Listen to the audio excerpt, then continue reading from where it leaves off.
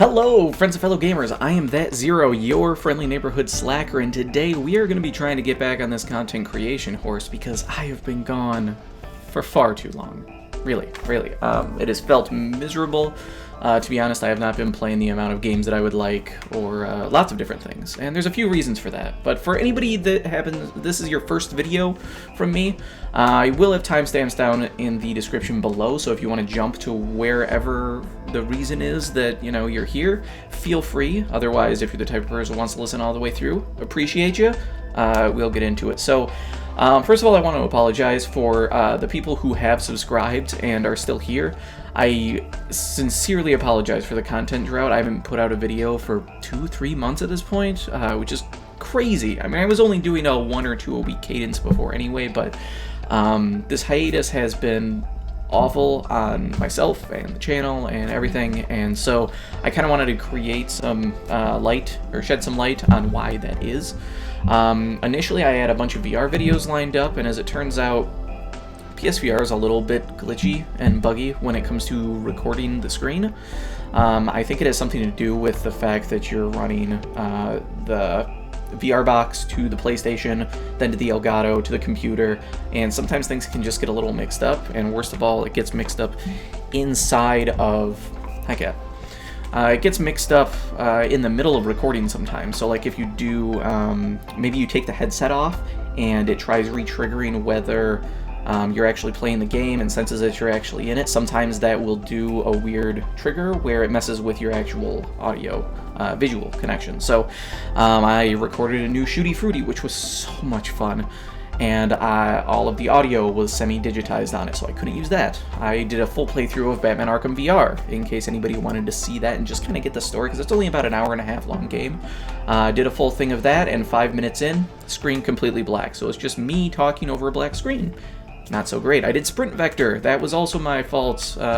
Just didn't make very compelling gameplay because I decided it might be interesting to try having my daughter in the room asking questions and just generally like fueling some of the things that I say, and it turned out to just be really weird and I didn't like it. It was not the type of content that I felt like having, so it was just a little odd and didn't feel good.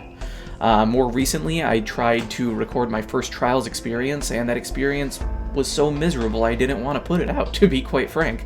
Nobody wants to listen to a group of people just complain for more than 50% of their games. Every single time, we would go 2 wins, and then get stomped 4 times in a row by people who have already been to the Lighthouse. So there's some problems right now with Trials, with the matchmaking, at least for, you know, I would say average players such as myself. It's just a really hard time, unfortunately. So then after the VR issues, my family got hit with influenza A, which took my wife out of commission for about a week and a half, so I was home from my job being Mr. Mom. Me and my kids were sick as well, which just made things really rough, and then about a week later, this whole pandemic started, which kind of just threw everything on its head, so to work on setting up my home office a little bit more optimally to actually work from home, because I am one of those lucky people that actually can work remotely, so that's really nice. And I'm very fortunate that my company allows us to do that, so my income is not actually affected, which is great. But, you know, there's different shifts that come with that and the amount of attention that your family needs. So I've been struggling to find time for gaming and doing this especially.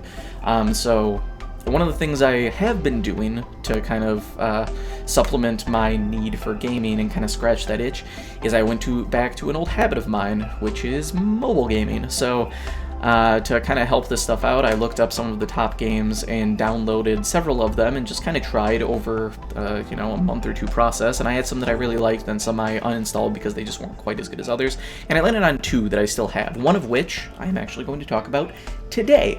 Luckily, even though this is a mobile game, there's actually a Windows application for it. You can run it on a virtual machine, which is pretty cool.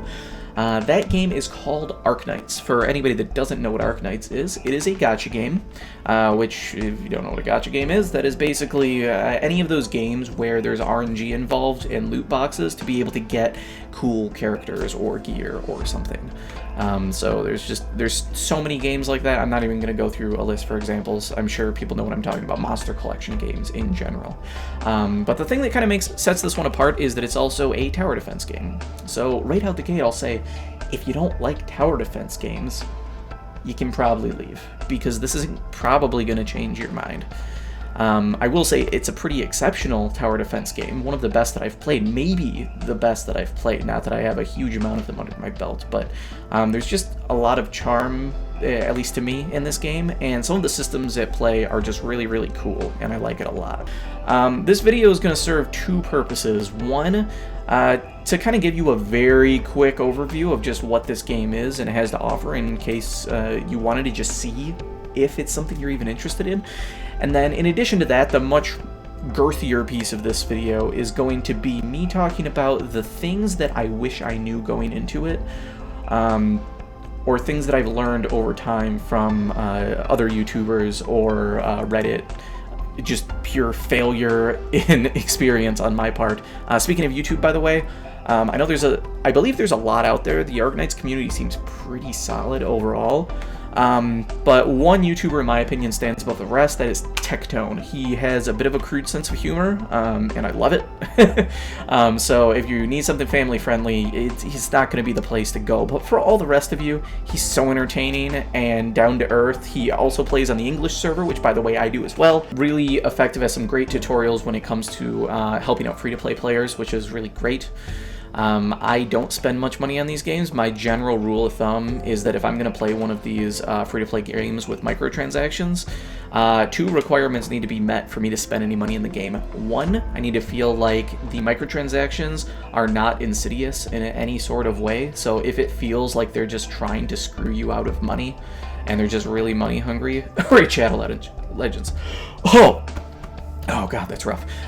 It won't do anything. And then it also has to hold my attention for a while. Like, if I play a game for a month or two at least, and I'm really satisfied with it and feel like the devs really care about their player base, yeah, I'll probably drop 20-30 bucks on it. That's just a very rare experience, though. I haven't done it very often. So let's go ahead and get into the overview of kind of how this game actually works. So there's a lot of elements at play, and when you hop into this, at least I know I was, super duper overwhelmed at first. Okay, so the thing that I really, really love about this game, I mean, there's a lot of things. The art style, the UI, the character design, the actual gameplay. Oh, it's so good and it's so satisfying, which, if you've played many free-to-play games, satisfying is not usually a term that comes up other than, like, the big thing of, like, drawing some cool character that you want. It's just like, oh, this is exciting, I got this cool thing. No, like, the gameplay satisfies you on a deep level, like you're playing, like, Dark Souls or something, where if you accomplish something, it feels great. To the point that I would actually wager to say that the more money you spend on this game, the more of a disservice you're doing to yourself. Tectone, the YouTuber that I mentioned, he used the phrase, it's pay to have less fun, and I 100% agree. If you're going to pay to get the most powerful busted units, you don't need nearly as much strategy to get through things, but the fun is getting the things that you can, upgrading where you're able to, and finding the way to get through every stage, which is a puzzle in and of itself. The earlier tutorial stages are a bit easier, and you don't really need to put much thought into them, but just getting into some of the others, whether you're dealing with floors that are lava, the inability to lay ground units or ranged units, or you have enemies that explode and instantly kill things, you have to find a way to nullify that. There's so many little things that you need to try to solve, and there's a lot of strategy that goes into it. You can't just easy mode auto through everything. So let's get into a little bit of, well, I guess what I was saying is the thing that I love most about this game is usually in these type of games, the default is take your highest starred units, use them until you get higher star units. So a lot of times, in this case, the level of rarity goes anywhere from 2-star up to 6-star. Okay? Actually, no. There's also 1-stars, just very, very few of them. But normally in these type of games, you would say, okay, well, I initially rolled or re-rolled, whatever, if you're that type of person, and I got 2 5-stars, 1 6-star, and then like 3 4-stars, and then some 3s. Okay, cool. Well, I'll use all my highest level people, and then I'll use my 4-stars, and then I'll fill in with some 3s wherever I need to. This game, not like that at all. You don't want to do it. The reason is units have a role, and role is extremely important. You just need to fill the roles, and you can get through any amount of content in this game if you are good. Whenever you upgrade those to be more powerful units, yes, you will do even better, and you will have more skills, you're going to be more versatile. But everything has value, which is awesome. In fact, to the point, one of my tips that I have is that early on, you don't want to just invest in boosting up like all of your 4 or 5 stars necessarily, a whole bunch. You want to invest in your 3 stars, because there's some real gems of 3 stars in this game, some that are actually really top tier, and maybe not top tier, but real close. And early on, they will completely shatter the content you're going through, and it makes life so much easier. And it also helps your resources a lot, because early on I found that money can be an issue in this game. Not real word money, obviously, but the currency in the game, which I don't remember what it's called. It's like LND. Cash or something. We're just going to call it monies with a Z, because stupid reasons. You use money for a whole bunch of different stuff, whether that's crafting or leveling up your operators, whatever it might be. Well, you need that resource only in order to level up 3 stars. In fact, you know what? Let's just switch over to the operators tab, and I'll kind of give you a brief overview of what the operators are. So this is what operators look like. You click on them. Again, artwork, really nice. They've got this cool anime style. It just looks great. There's a few ways that you actually upgrade your actual heroes here, and I like how relatively simplistic the system is. So, 1, you can pump them full of XP. Okay, cool. That raises their level. You can promote them. So, promoting them can make, depending on the actual rank, go up to Elite 1 and Elite 2. 3 stars can only go up to Elite 1. 4 and higher can go up to Elite 2. Elite 2s are very, very hard to get. The amount of resources you need is just astronomical, to the point I don't even have an Elite 2 yet.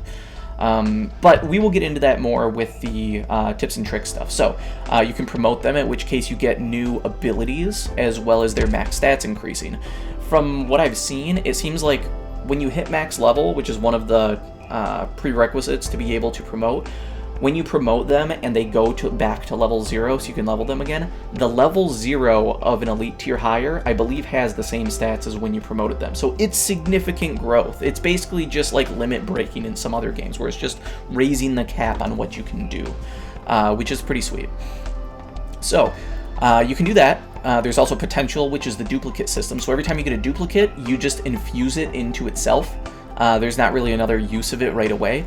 And then you get these extra benefits. Things will become cheaper.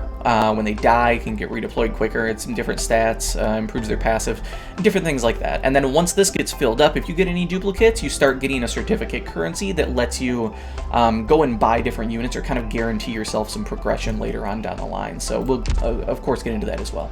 So what do we have when we actually look at these operators? We've got a bunch of stats over here, which we can get into.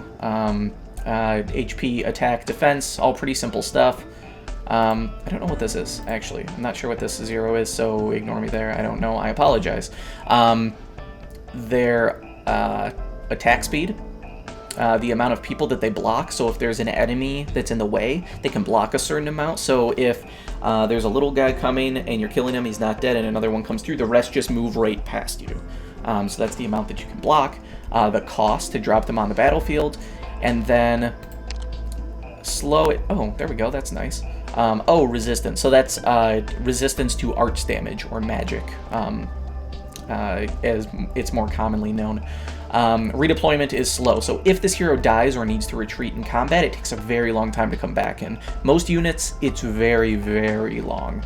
Like you could be waiting upwards of a minute for somebody to come back into the battlefield.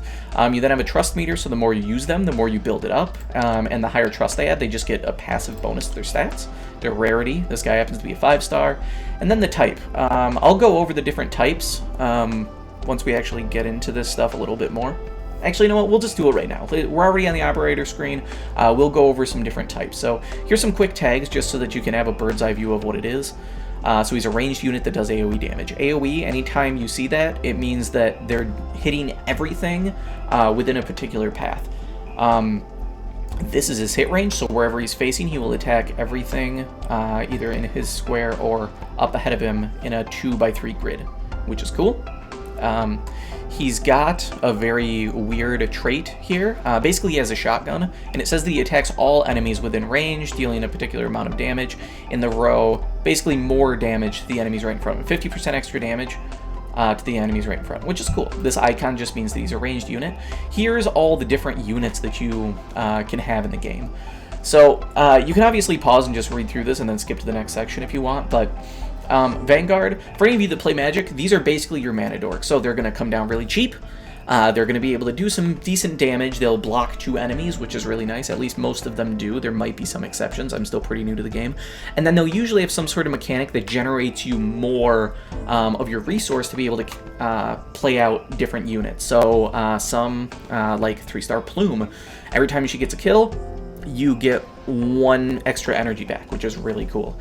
Some of them might just have passive effects that say, hey, when an enemy is close, use this ability, do damage, get some of your SP back. I think it's called SP. If not, I apologize. What does this actually say? Oh, this is just 31. Yeah, so I don't remember what that's called, but don't worry about it. Back to progression. So we have our level, we have promotion, we have potential, and then we have our skills as well. So skills, another fun tip for anybody. There's 2 places where you kind of hit some power spikes. Skills level up from level 1 all the way up to level 7, and then you can very specifically train with resources and by upgrading your base to level them up an extra 3 basically to exceed. I'm not to the point in the game where I can do that, but I've leveled some things up. The main spikes you want to shoot for in general, when you start leveling up skills, is you want to shoot for 4 and 7. If you can't get up to that point, it's not going to be a huge boon. And what that does is any of this place where there's blue text, these things can get modified, as well as these modifiers here, which when you're actually looking at these, this is how long it takes for your ability to recharge. This is the amount of that value you get right when you deploy. So right when I throw out this character, I'm going to start at 29 and then I have to work my way up to 74 to get there. So my starting point can go up. So as I'm leveling up, maybe this increases, so as he comes out, it takes less time to hit this. This might decrease. And then also, part of this bonus is it says that his attack rate is moderately shortened, or the interval, so which means it increases his fire rate. I believe at lower levels this said slightly shortened. Well, this becomes moderately. Maybe when I get it higher, it says exceptionally or something to that extent. You can see this has a percentage on it that usually will go up by maybe 5% or something. When you hit 4 and 7, it will usually have multiple effects. So whereas the other levels might just say, oh, 2% or a 3 or a 5% increase, it'll be like, okay, instead of 5% increase, we're going to give you a 10% increase and reduce the cooldown on it, or something to that extent, depending on the context. So that's, I guess, maybe tip number 1 is when you're leveling those up, look for 4 and 7. Those are the biggest bang for your buck once you can level up to those points. So yeah, cool, good stuff. So let's get back into the different types here. So Vanguards, snipers are just ranged physical damage. Usually if you need to prioritize air units, they're going to be found in this category, and they'll have some sort of trait that says prioritizes air. A guard is a deceptive name, in my opinion. These are basically just your melee DPS monsters. So they've got really short range usually, and they just are kind of there to do damage and maybe block some people. I think they usually block 1 or 2, depending on who it is. I might be wrong on these. These might only block 1. It depends. It depends. There's some variance. Casters, their big deal is they do arts damage. What arts damage does in this game, well, first of all, to back up, in combat, the way that damage calculates is a literally 1-to-1 stat of your attack versus their strength. So, or versus their defense. So if you're going against a really tanky unit with lots of defense, you either need somebody with a boatload of physical damage to cut through, or you need arts damage, because arts damage completely ignores armor. They only use resist, which, as you could expect just based off this guy right away, resistance is not a common trait to have on things. So maybe casters will have some, but overall, yeah, arts damage is just going to chew through people. But because of that, those operators are usually going to cost more. So that's the deal with them. Defenders, high HP, high defense, just like it says here, and then they can also usually block 3 units. Medic, they're going to heal your units. That's pretty standard. Specialist, these are a mixed bag. These could be anything from maybe their redeploy time is super duper low so that you can send them out quickly, maybe on like a 10-second cooldown or something. So if they need to retreat and you need to put them in a different place on the battlefield, they can kind of pop in and out of combat quicker. Or there's units that can push and pull enemies in order to do unique things with the environment or just your overall setups. There's some really creative things you can do. And support does any various amount of things. It could be that you, maybe they slow enemies, for instance, maybe they buff or debuff. All the things you'd expect from support type units, so maybe even stuns. So anyway, those are the different categories, but the actual operators themselves are just, they're so good. The artwork on them all is so great, and the value on low level is also just immensely good. I say, as you look at all my 2 stars are still level 1 and I never bothered with them, but 3 stars are really, really good. So anyway, okay, so taking a look at some of these other things on screen here, we have our money, we have our kind of premium currency, except that we earn in-game that we can use to do some of our headhunts, which is the rolling gotcha system, and then this actual premium currency, which we also earn through the game but can also buy. This can be used for anything. I pretty much only use it for rolling units, but you can use this to refresh your stamina or buy cosmetics or whatever it happens to be, just because units do have alternate outfits and different things like that. I don't get into the cosmetic stuff too much. I just don't think it matters incredibly much. Sanity is the stamina system, which is probably the only thing I dislike about this game. Another thing to note, this is not a game that you can just play for like all day. It is not just a self-sustaining game. You are very much at the mercy of your stamina. Early on or during like a weekly reset, it's much better because you can get a bunch of stamina resets. So then if you want to have a burst where you just play for like multiple hours straight, you could potentially do that. But for the most part, you're going to be hopping on when you're at full stamina. You're going to figure out what you need to do, whether that's progressing the story, advancing a unit, getting resources to advance your base, which I will also get into because there's just so much stuff in this game and it's all really cool. But you basically just determine what you want to do, and then you convert that stamina by doing missions into the type of progression that you want. Let's go ahead and take a look at what the gameplay looks like really quick, just so that you can kind of see what this is before moving on to a little bit more detailed stuff. You can see there's different episodes. Again, the art just looks sweet. It looks so good. You can see there's some different categories here. Depending on some daily resets, some things are available where others are not. You can see different schedules here.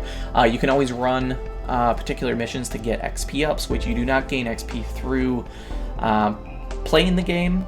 You don't get XP through just using units, is what I should say. All that they get is trust.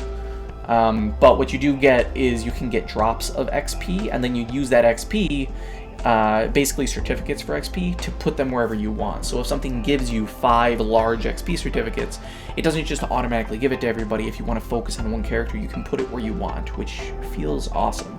So you're never, if you're using your top tier units, you're not wasting XP that's not going to them like in some other games that I've played. It's just being given to you as a credit so that you can do what you want with it, which is great. Chip missions, which is just a resource to promote people, and annihilation, which these are huge wave-based things where you try to survive through eliminating 400 enemies, and as far as you manage to get, you progressively get more rewards, which is really awesome. So this one I happen to beat. You can just see boatloads of money. Like, this is like probably the best source of quick money. Once you can get to the point of actually getting through these, it's awesome. Anyway, I'm starting to derail. I apologize. We're going to go ahead and check these out. So this is how the actual structure looks like for missions, which is pretty simple. You just have a general progression path. There's branching areas in some points, but for the most part, it's pretty straightforward overall. Okay, so I'm just going to pick a random mission here that doesn't really take much stamina, but we'll go into it anyway so that you can see what we're doing. One thing that's nice is if you fail or retreat from a mission, you get refunded all but one of your stamina, which is sweet. It really encourages a problem-solving mentality of you go in, you fail, you figure out where your faults were, tweak your team, tweak your timing of when you drop units, and then you try again. And it's relatively minimal on the actual cost of that because you're only losing 1 stamina. No matter what it costs, you only lose 1 stamina every time, with the exception of challenge mode, which I'm not even going to get into in this video. It doesn't matter, it's just a slightly extra challenge where you lose more if you fail.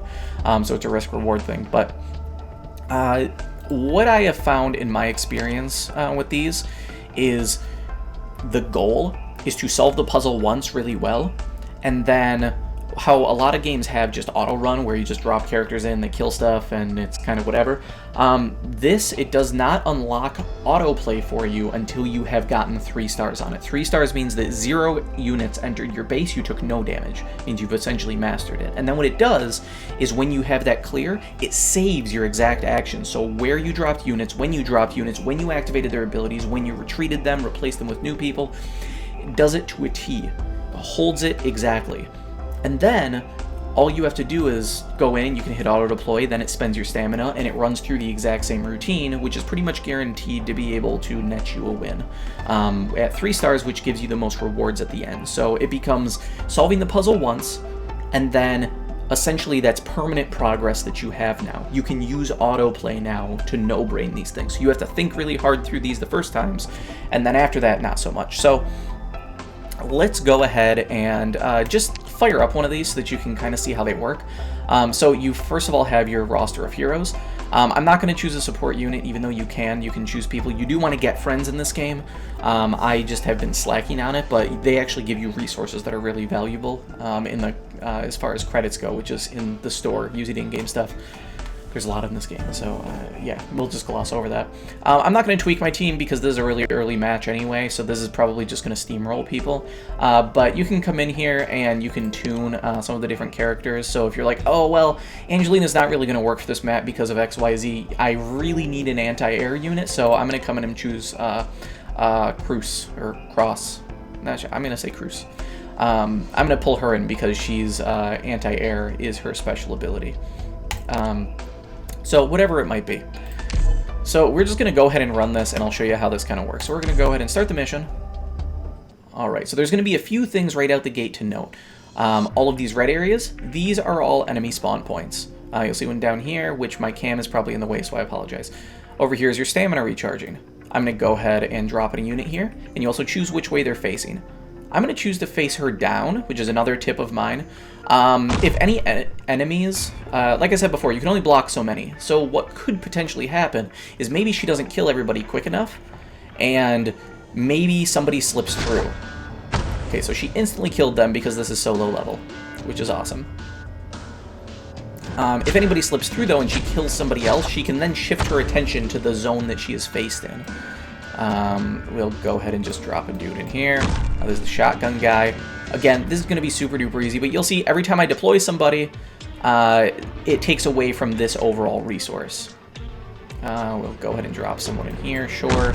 Again, no brain, it doesn't really matter. You can ×2 to make things go faster if you know exactly what you're doing and it's going quickly. Could get a healer up in here, so then this particular healer has AoE healing, so it's going to heal all units within range, which is this specified glowy area here, while you're doing things. These are both Vanguard units, which means they're ramping me every time I do stuff. You can see the green bar underneath. That is their special ability, charging up. So as soon as that gets to max, you can use it.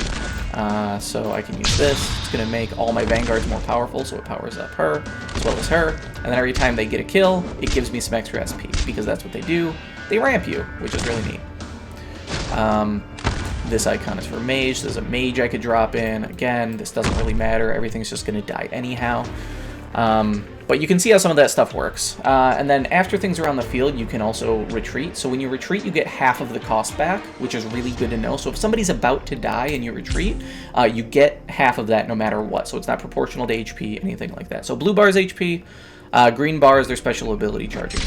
Cool, fun stuff. You just need to get all the way to the end. This is how much progressively you have killed versus the amount in the actual level itself. So you can see what that is. This is the amount of damage you've taken, so I cannot let more than 10 units to get through.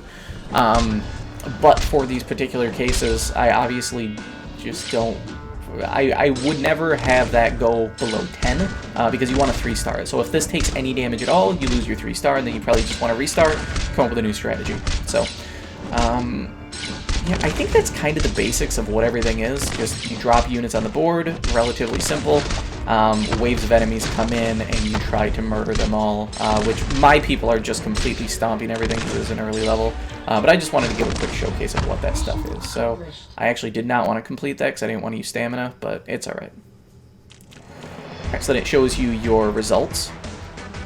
Do I want this to be my new auto-deploy team?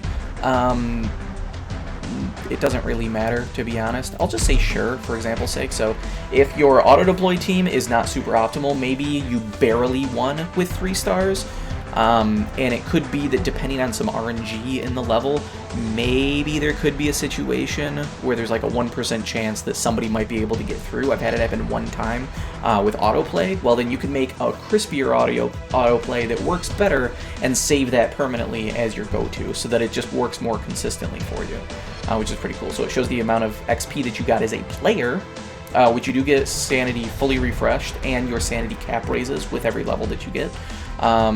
It shows your trust going up, the rating that you got, and then all of your loot drops as well, which is really cool. The other key feature that you need to be aware of in this game is your base. Pow, base. This is kind of like a lot of other games where you can like build a town and a tavern and a mana rock or whatever. It's like that, except way cooler, in my opinion. So it's got this really clean UI, first of all. It's just a bunch of rectangular nodes with icons and colors and stuff. Just really clean and easy to navigate. I've got a couple things to collect here. So all of these yellow things, these are all production nodes or factories. You can assign different things for them to produce. So right now, I have them producing gold bars. So I'm going to go ahead and mass collect all those. And then I have orders in my trading post. So if I come in here, currently only have 1, but I can trade 3 gold bars for 1,500 money, which one of my first tips is try to get to the point of building this stuff up. Some of the first things, other than doing campaign missions, I would highly recommend investing on getting your base up, because money is a limited resource, and this is a good source of it. So I'm going to come in here, I'm going to turn that in, get more money. Awesome. Now you can see that I have people assigned here as well. It's another cool thing that there is for a system. So we'll look at the different areas of this first. So you start with the control center, and you just have this one row of things, basically. And as this levels up, you get another row of stuff to be able to add on, sort of, with so that you can have more functionality available. Power plant just increases your capacity, as you can see up here, which allows you to upgrade things more as well as drop in more stuff. Which building more and also upgrading things all takes resources, just like your heroes do. So just more things to grind for, but it's pretty fun and intuitive overall. We've got your reception room. This is where you kind of manage your friends list. You can have a whole bunch of friends. I only have 2 because I'm a slacker, and I usually just play with my own people and not others. And it's to a huge detriment to me, so I'm failing miserably. I should have a lot more friends. Workshop. This is where you come and do all of your crafting. So you come in here and you have base materials. Again, this seems really, really daunting. It's not that bad, though. These base 3, these are some of the main things that you're going to be farming for to level up your base. Elite materials, there's all sorts of stuff depending on the levels of your heroes. It makes a lot more sense once you actually get into it, because this starts out limited. I just have my factory maxed out, so I have lots of options. Skill books, chips, those are for upgrading your characters in various ways, whether that's promoting or skills. We went through a little bit of that. And then some different rates on how that stuff works when you get into it. You'll go through all that stuff, though, in training, so don't worry about it. Office, this is basically just when you're recruiting, the amount of slots that you have for recruiting new people increases, and then also gets much cheaper when you have this leveled up, which we will get into recruiting as well. I have a special tip for that. And then a training room, which you only use after you get to super endgame, way further than me. I mentioned before that skills, once they get to 7, they can be specialized to be enhanced further.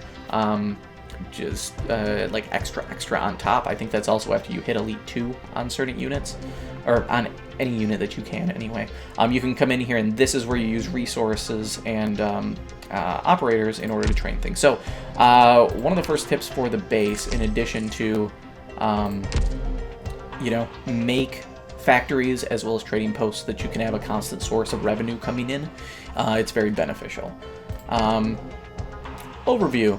So this is where I have people assigned. Yes, not only do your heroes have a place in on the battlefield, but they also have a place in your base. So even units that I've never used before in combat, I've just never leveled them, I already had, maybe the role was filled by a better unit, they still have value because you can assign them to jobs in here. So over time, they have a morale meter that drops down, so kind of like a regular job, I think every like 8 to 12 hours maybe, you want to come in here and cycle them out. I don't know what happens if morale gets bad, but I like to keep my people happy. I don't know what exactly the problem is if their morale gets too low, but they come in here and depending on what they're doing, it goes down at a particular rate. And additionally, depending on where you put them, heroes have different bonuses. So you can see when I clicked into this role, all 3 of these units are lit up red with these icons. The rest of these are grayed out. So this is grayed out, all of these are grayed out.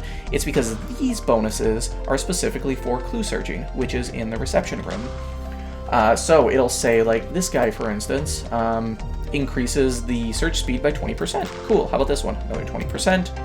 And this other one is also 20%. So they're all the same bonuses.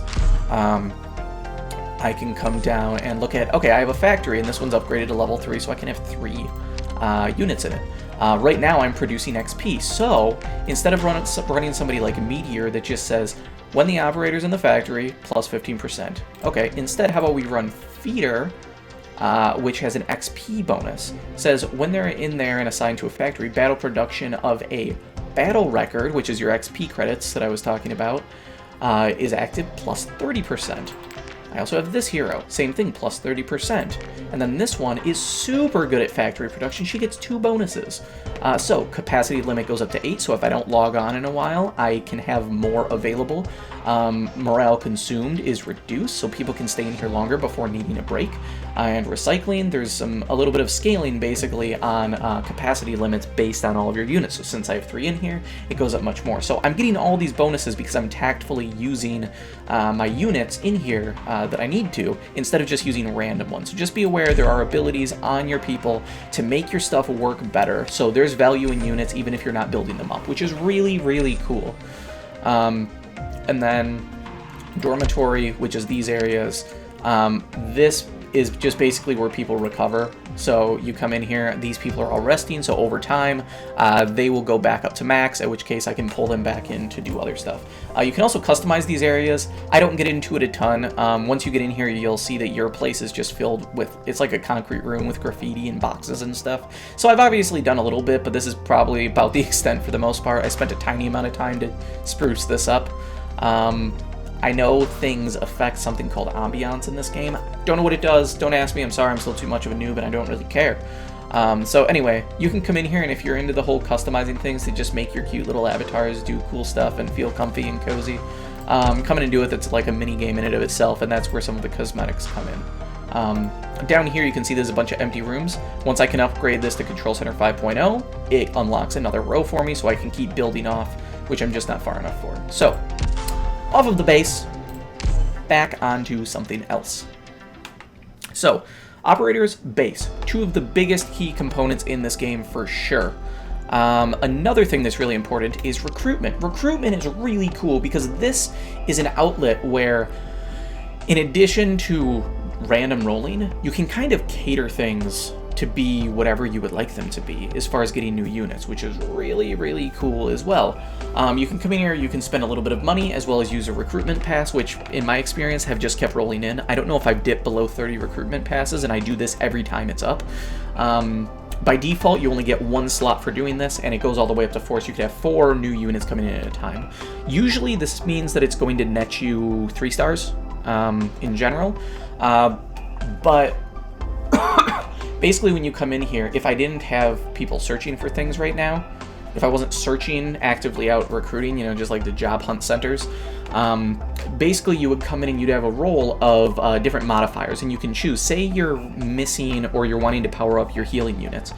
I mentioned before, 3-star units are really, really good, so even if you get 3 stars early on, it's really powerful. Well, maybe your healer needs a boost, whereas other places don't. So if you get healer to roll as a thing, you can click that, and you choose the amount of hours, which always go up to 9 hours. It makes it so that instead of having a chance at 1 or 2 stars, it's always a 3 to a 5 star, which is great. And then you wait 9 hours, uses your resources, and you get a thing, usually a 3 star.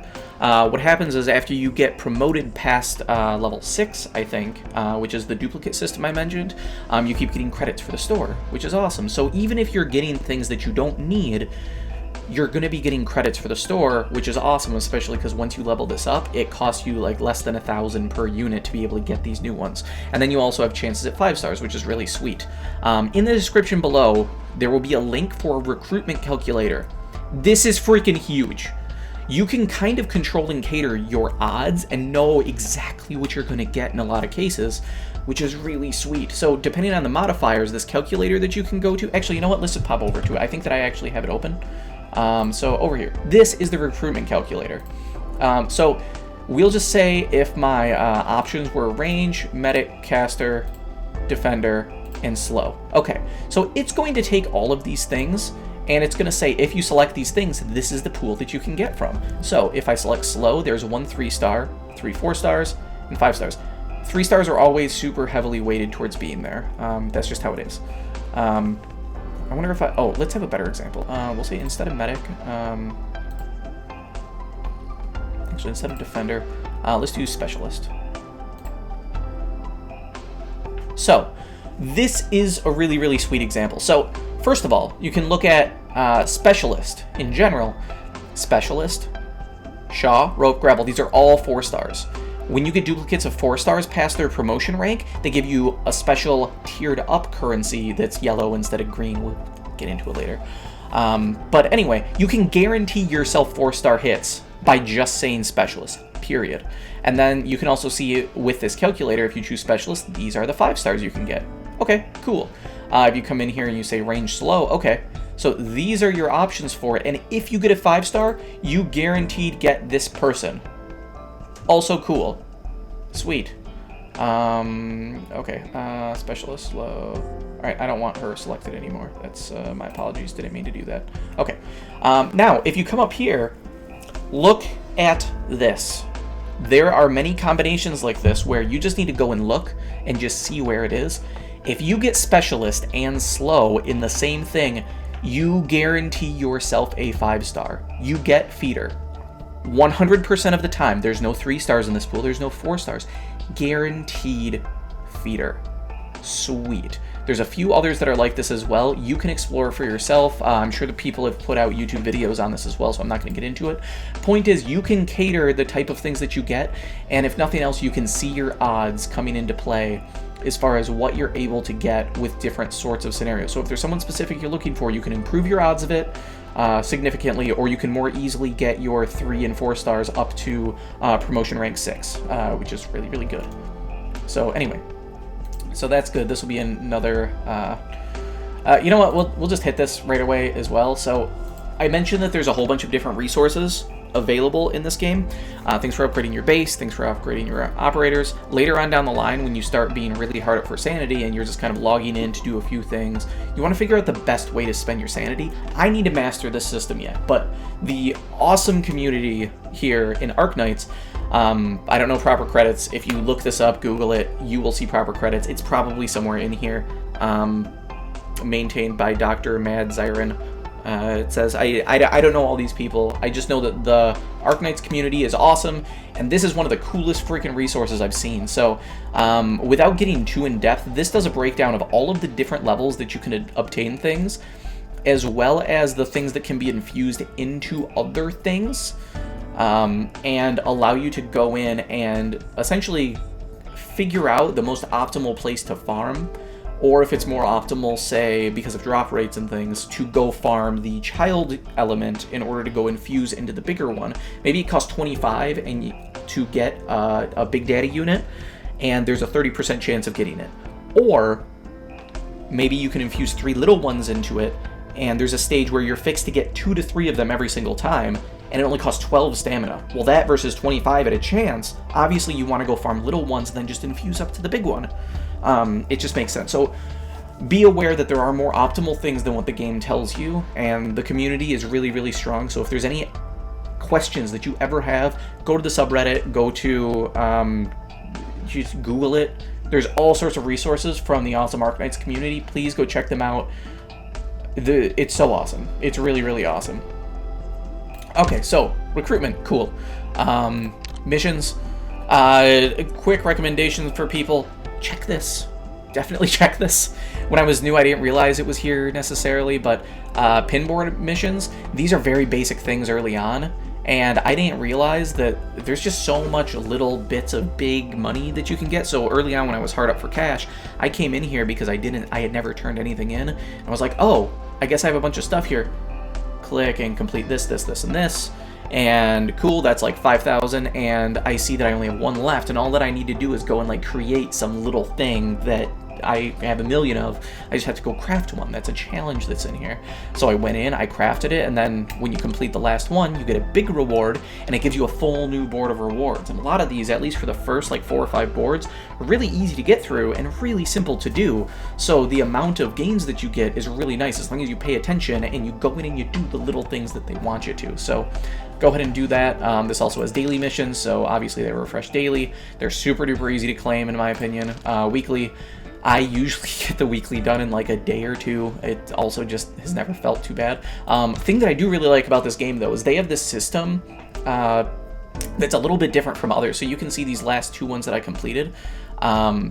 All of these other ones can still be, or these ones can still be completed as well. So most games when you have daily quests, they're like, go do this and this and this and this. If you do all 4 of these things, we'll give you your big reward for that. In this, it does something different. What you do is you have a list of stuff, and you don't have to do all of them, and they all have different worth. So this one, defeat total of 600 enemies, this gives me ×2 towards progress. And then all these different levels might have a 1, 2, or 3 on them for progress, and whenever you claim these, you're getting nodes towards getting progress there. Excuse me. So, for instance, we have some of these different ones down here. I never completed these dailies, but it doesn't matter because I didn't need these. I already completed enough from other ones to hit all my dailies. So it just allows you that if there's certain things you don't want to engage with, you can still complete the challenges, and it works out really well, which is awesome. Campaign missions, this is just, basically all these, just as you play passively, there's going to be a little blip. Come in here, collect your rewards. It's obvious stuff. If you see something blinky and flashing, click on it, go do the thing, then come back. Friends list. When you actually go to friends, there's a neat system here where you visit them and there's clues. So you can get and you can send clues. Your reception area does this. And what you want to do is deliver clues over to people. I don't think that I have any right now. Okay, I do. So this is a number 4 clue. If I actually look at what my friends have, they currently are filled. This one is filled out here. They're missing a 1, and he is conveniently missing a 4. So what I can do is I can click this and I can send him over this. Whether he needs it or not, I'm getting 20 store credits off of this. And what happens on their end, they'll also be sending you clues, which is cool. Once you have 7, all 1 through 7, it's like a passive, almost like detective agency flavor-wise, I suppose. Once you get all 7 clues filled up in your reception area, you can do a special thing that goes and gets your resources. It's basically doing like a clue run or something. Maybe like going to catch the perp or do your operation based on it. I don't know. But it's purely a base activity, and the important thing is if you have a big list of friends, you're getting a lot of clues, you can contribute to them, they contribute to you, you get resources. It's really cool. So yeah, let's go ahead and get out of this.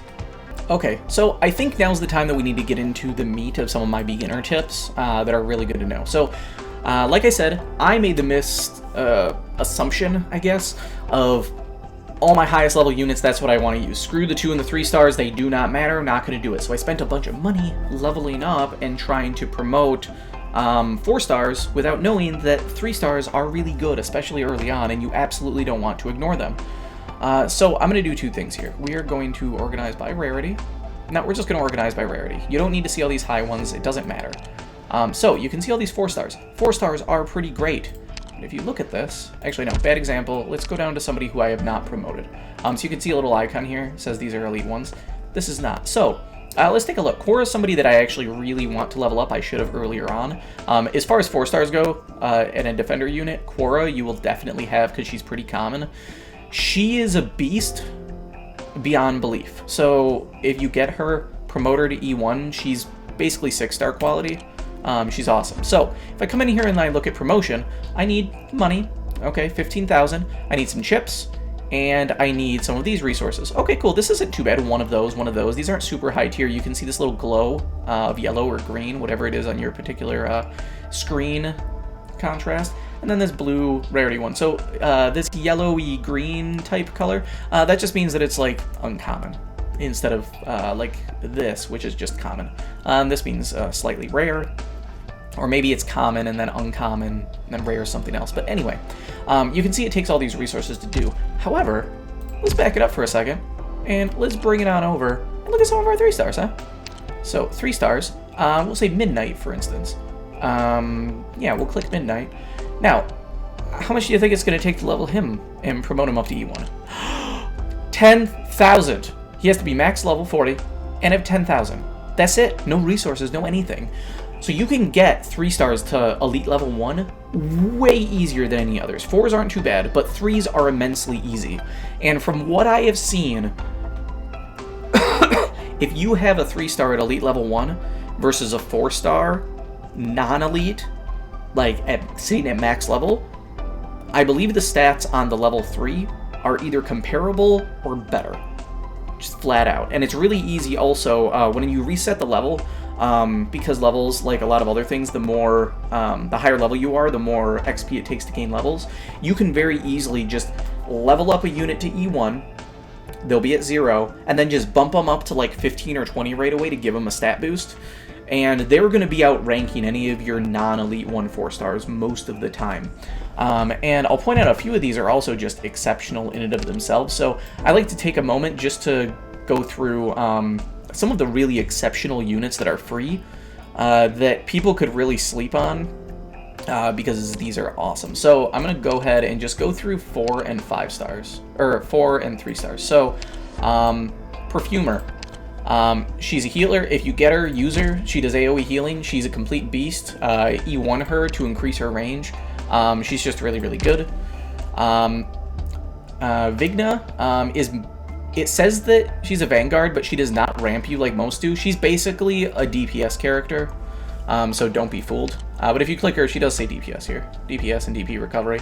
Oh, I guess every time she defeats an enemy, she gets a DP back, so that's fine. That's actually really good. I didn't realize that was part of her trait, so I apologize. Gabrielle is somebody that you get basically free. You can get her in the store, so I'll point that out. And she's just generally a good healer, especially when you E1 her.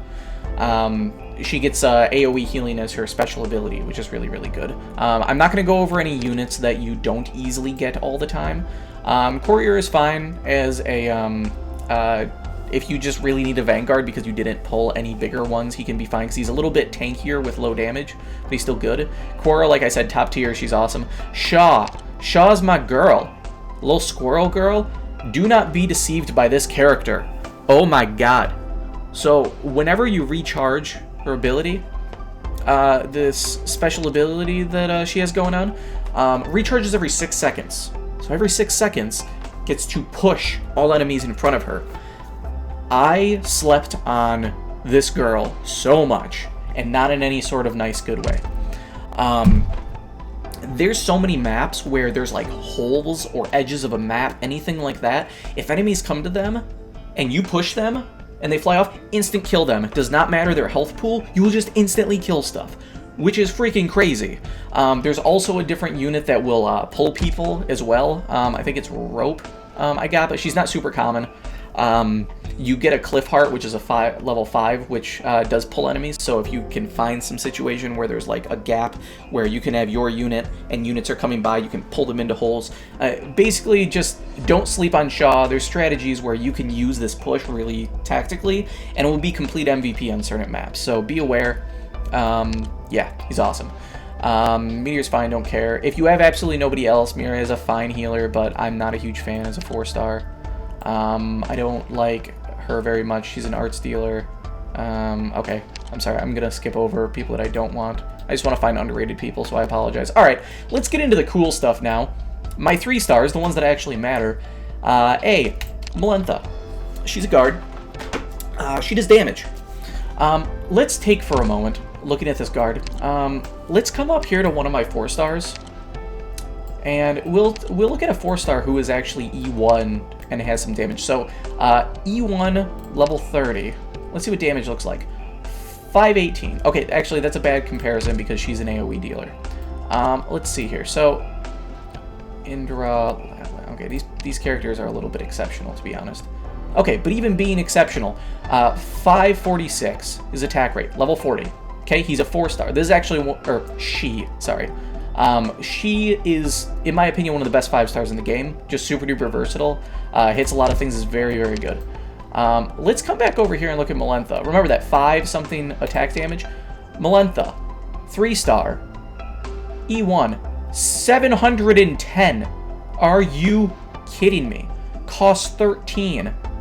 The other guy costs 18. I mean, granted, they don't do the exact same role because the other one has bigger range and lots of other abilities and such, so Lapland, really, really good. But when you just need a beater, oh my god, Melantha is your girl. And if you look compared to some other 3 and 4 stars, she's got a fair defense. Like, this isn't crazy high, but it's fine. And if you just need somebody to dish out damage, she's great. Get her up to skill 4, and every 20 seconds you get a 30% damage buff. Okay, not... I guess you have to charge up to 45 in order to do that, but either way. Yeah. Oh, so good. Okay, so she's really, really good. Cruz, also really, really good. She just has generally really good stats, and for somebody that's basically free, you can potential 6-er super simple, super easily. She can go and she just does a bunch of damage really consistently. So she has an ability that instead of automatically recovering, it's offensive. So every time she gets a hit, it recharges. So every 4 hits, she's going to shoot 2 times in a row, each at 20% extra damage. Cool. So she's just neutrally good for damage. And she's just good. She shoots really fast. And when you have nobody else for range, really, she's just awesome. I prefer her, especially because I was able to promote 6-er. I prefer her over, like, Meteor, for instance, who's a 4-star. I'm working on getting her Vermeil up. She's really close to Cruz, except maybe slightly better, I would say. But yeah, Cruz, super good. Do not sleep on her. Fang is generally good. She has some fair stats. But really, if you're looking for a budget Vanguard that's 3-star, Plume. Plume is exceptionally good. I showed you a different one before that said every time you get a kill, get a DP back. She does the same thing.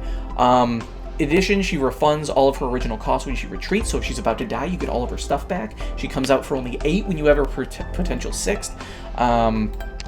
She's got this cool ability that gives her plus 6% attack speed, or plus 6% attack and increased attack speed, which is great. That's what this means, attack speed. Haha, abbreviation's cool.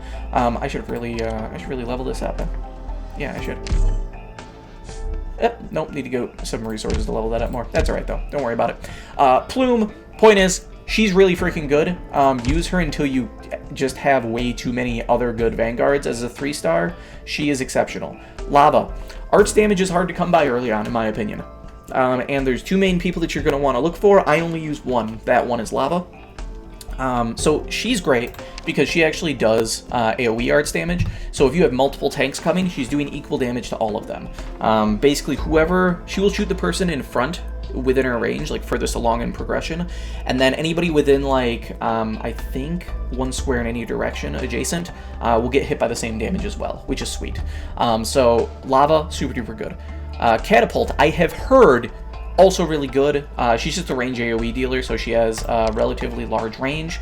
As you can see, covers a pretty large area. It's only physical damage, but still hits everybody in a square, which is pretty solid. If you look at Lava by comparison, she has 1 less row, so she has much more limited range, but she's doing magic damage instead, which is really cool. Okay, other units that are standout and you pretty much always get if you need a healer, and you don't have some of the 4-star ones that I mentioned. Hibiscus, totally fine. I haven't used her much aside from some of the starting levels. And then if you need another AoE arts damage dealer, other than Lava, you can also use 12F. This really weird, crazy looking lizard dude or whatever this is. I don't even know. I don't know what he is. But anyway, you can come in, same thing as Lava, except he's a 2-star. You can level him up and he'll do a decent amount of work. You'll notice these AoE dealers are much higher in cost. Finding one under 24 is probably near impossible. Alright, and then the final person that you need to be aware of that you would never expect to be good is, I believe, No, I think there's 2 and I just don't have one yet. The only 1-star in the game is pretty sweet. So, Landset 2. This cannot be promoted, it cannot have increased potential, you cannot increase its skills, does not matter. What does it do though? Why is this so good? Well, basically, this is a healer, and it has a really bad redeploy time, so you only get to use it once usually in a match. What it does though, is as soon as you drop it into the match, anything within range instantly gets a top up, just heals maybe 20, 30 depending on their health pool, a decent amount of percentage of their health pool just gets a bump up, and then it just continues doing healing until it goes away. More importantly though, it does not go against your character limit. I didn't go over everything when we were in the gameplay, but you're only allowed to have, depending on the map, a certain amount of people on the board at one time. Maybe that's 10, maybe that's 5, anything like that. Landset does not count. So you can have a free healer on the board, and as long as he's alive, he's just giving you a little bit of extra healing damage, or a little bit of extra healing to just mitigate some more and more damage over time, and it does not take up your actual character limit, so he's just there for free. His only cost is taking up 1 spot in your squad slot, which usually you can make room for him, because, yeah, Landset is just a really cool robot. And I think that's actually a girl. I keep saying him. It's a freaking robot. It should be genderless, but who really knows? I have no clue. It's a freaking robot, people. Yeah, I don't know, I just think of robots as male, I guess, because, I don't know, devoid of emotion and stuff, that's how we are. Alright, well, at this point I think the video has gone on way longer than it really needs to, and I've kind of scatterbrained all over the place, so I'm just going to try to, off the top of my head, go through the main points that really matter here. So, just as a quick recap, operators matter. Especially low-level ones. So do not sleep on 3-tier units. You just want to find things that do a particular thing. So if you happen to see a guide online that says, hey, put this particular person here, don't care what the person is, just be like, oh, that's a healer, or that's a sniper that has aerial prioritization. Whatever it might be, you just need to find a unit that fills a role, and then put it in, build them up 3 stars first when you're a new player. It's super important. So do that. Really cool. When you're upgrading skills, try to hit 4 or 7. Those are your power spikes. The base. Focus on it, especially early on. It helps with your money gain a lot. Make sure to get some factories making gold bars, as well as trade orders coming in to be able to fulfill those. Recruitment. Level that up as quick as you can and start burning some of those recruitments. It makes your recruitment process cheaper, which means you're spending less of that valuable money I was talking about. And then you also start building up your 3 stars, which means your 3 stars can be promoted more easily to get better up to promotion 6, which means you also get more store credits, which can help with your farming more optimally, and also getting some of those extra units like those 4-star ones that I said that you can promotion 6 that I'm also working on, and almost through, by the way. So do that. Also, use the Recruitment Calculator. It's awesome. Next, utilize the Arknights community. Tectone, YouTuber, he's great, as well as various spreadsheets, Reddit. There's so many good people out there. They're super duper nice. I haven't run into one toxic conversation yet.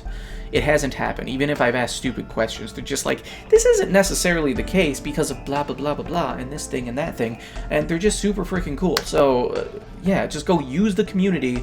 If you're stuck on a level, it might be because you just need to swap out one unit for one other unit, or there's something obvious that you're just not quite seeing. Go check it out, because you might not know, you know? Ooh, here's a bonus one, actually, that I didn't get into. Try to have a relatively basic, like generalized, good comp. You can look online what people consider to be a good one, but usually it's like 2 of each of the different main types, which leaves you room for 2 floater ones. So like 2 healers, 2 range, 2 arts damage, 2 defenders, 2 blockers, and then you can kind of swap out some different stuff as you need. So do that. Also, the direction that you face a unit matters. So just make sure that if they're done fighting people, and there's a potential that an enemy is going to be in a square around them, try to face them in that direction, because the only benefit of facing to where the enemies are actually coming from is you can start hitting them a second earlier, maybe. Otherwise, as soon as they get to your square, you're going to start fighting them, because they're in your square, and they're getting all up in your business. You're going to fight them. Anyway, moving on. In the store, remember, go in, get your enhancement packs. You get a free one, and then you get your extra one that you can use your premium currency for in order to get the exact same amount of the headhunt currency, plus a bunch of other goodies. It's a great time. Friends, get them and make sure to send them clues.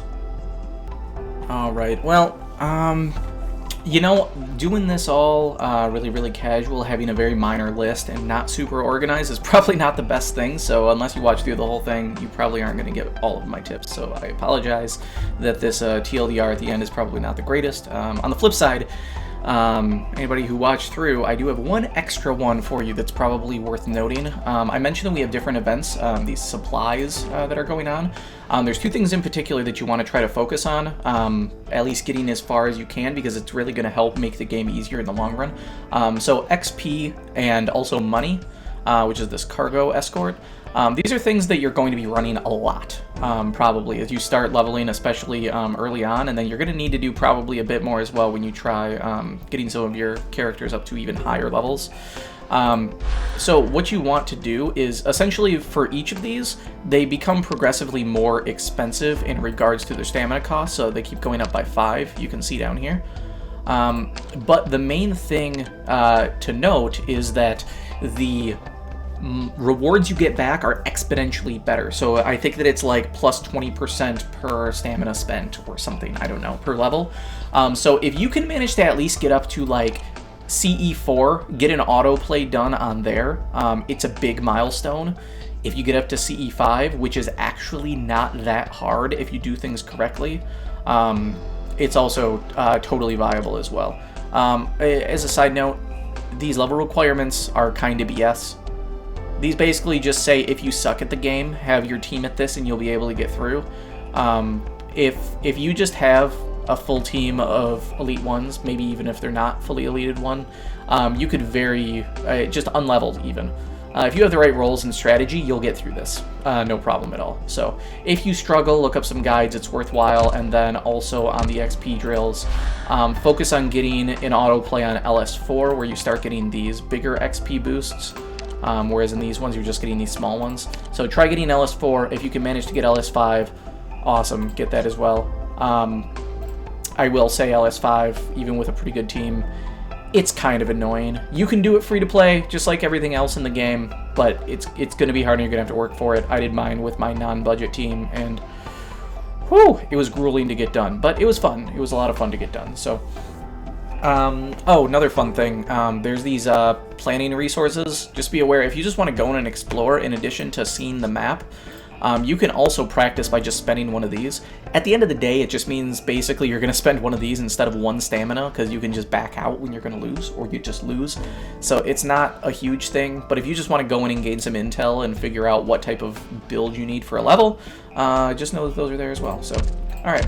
Well, I have lost all forms of organization and structure in this video, so before I go into the rails too far, I will just say thank you so much for joining me. I hope you had a good time. I hope maybe you learned something amongst these things, and you figured out if, you want to try Arknights or not. It's a really, really enjoyable game. I love the art, I love the UI, just all makes so much sense, and there's other nuances that I'm sure I haven't even gotten to, because there's just a quick, like 30-40 minute video. We'll see what this looks like after I get through editing it, but oh man, I just love this game so much. And aside from stamina or sanity slowly recharging, I just love everything else about this game. It just feels awesome. And really, it's one of those games that if you don't want to dedicate a ton of time to, you just want to hop on every like once or twice a day, like you're pretty good.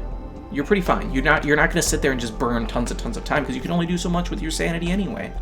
So it's not going to eat up a bunch of your time if you're super addicted to this type of stuff, unless you're willing to spend money, I guess. But that's why. Just why? Anyway, again, thank you so much. If you have any questions, comments, concerns, rude remarks, please leave them down in the comments below as per usual, and follow me on any sort of socials that you might have. I will have them on the end slide, wherever that's going to be. So, I love all you beautiful people, and if you have any recommendations for what you'd like to see next, feel free to let me know.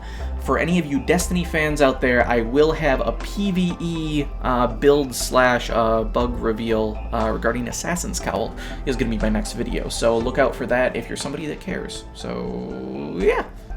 Have a nice night. Bye.